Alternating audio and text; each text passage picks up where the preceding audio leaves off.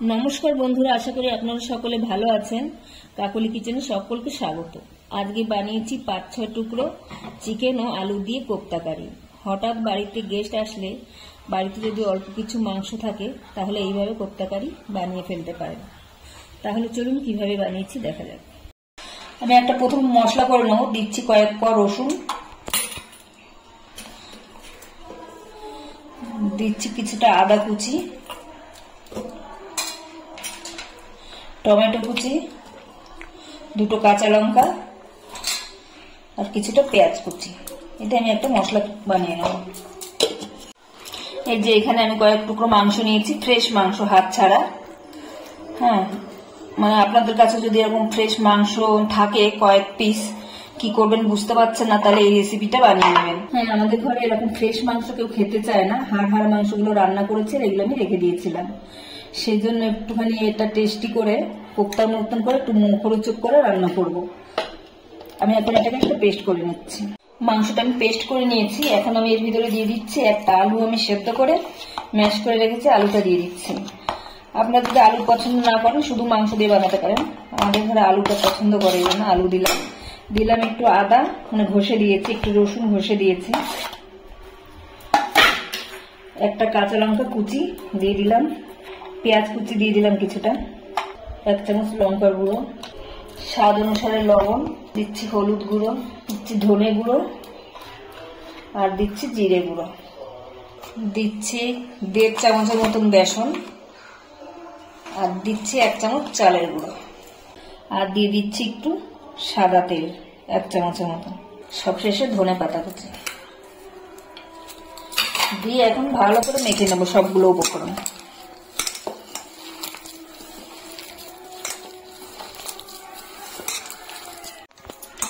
এখন আমি অল্প অল্প নিয়ে গোল গোল করে নিয়ে একটু কোপ্তার মতন করে নেব। আপনারা গোলও রাখতে পারেন কিংবা চ্যাপটা করে দিতে পারেন, যেটা ভালো লাগে। আমি গোল গোল করে নিচ্ছি। এইভাবে কোপ্তার মতন আমি সবগুলো বানিয়ে নেব। হাতে একটু তেল মাখিয়ে নিতে হবে, তাহলে আর হাতে লেগে যাবে না।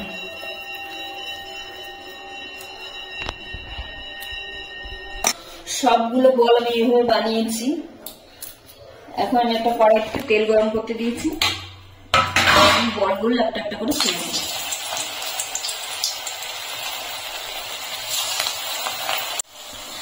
এক পিঠ হালকা হয়ে গেলে তারপর উল্টে দিতে হবে।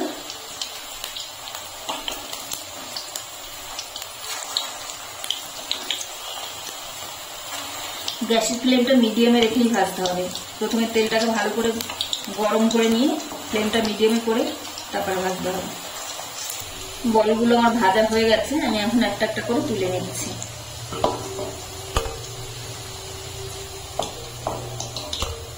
দ্বিতীয় ব্যাচও আমি ছেড়ে দিচ্ছি।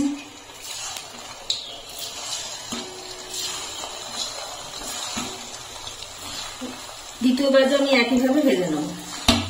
সব কোপ্তাগুলো আমি এভাবে ভেজে নিয়েছি।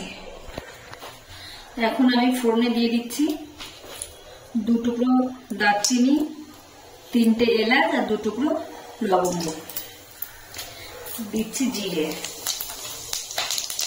আর দিচ্ছি তেজপাতা।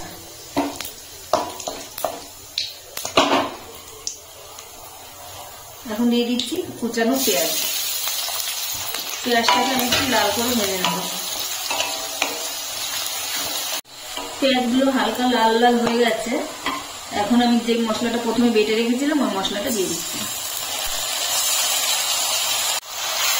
এখন মশলাটাকে ভালো করে পেঁয়াজের সঙ্গে কষিয়ে নেব।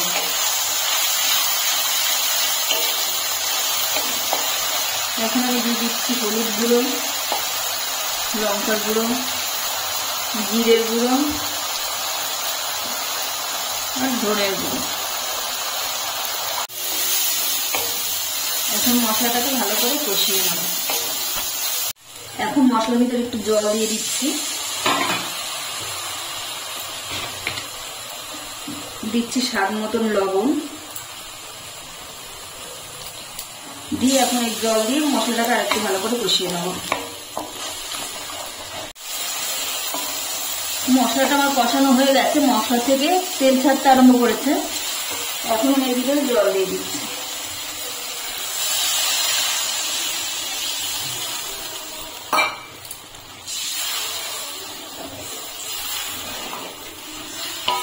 জলটা ফুটে আসবে, মানে ঝোলটা যখন ফুটে আসবে তখন কোপ্তাগুলো ছাড়বো। ঝোলটা আমার টকবক করে ফুটে গেছে, এখন আমি কোপ্তাগুলো ছেড়ে দিচ্ছি। এখন আমি 2-3 মিনিট ফুটিয়ে নেবো। আমি এখন ঢাকা দিয়ে দিচ্ছি, ঢাকা দিয়ে 2-3 মিনিট রাখবো। 3-4 মিনিট আমি ফুটিয়ে নিয়েছি, আমার এখন হয়ে গেছে। আমি এখন সবশেষে ধনেপাতা কুচি দিয়ে দিচ্ছি। এখন আমি নামিয়ে নেব। রেসিপিটা আমার তৈরি হয়ে গেছে। ভিডিওটি যদি ভালো লাগে তাহলে একটা লাইক করবেন, সাবস্ক্রাইব করবেন এবং কমেন্টে জানাবেন কেমন হয়েছে।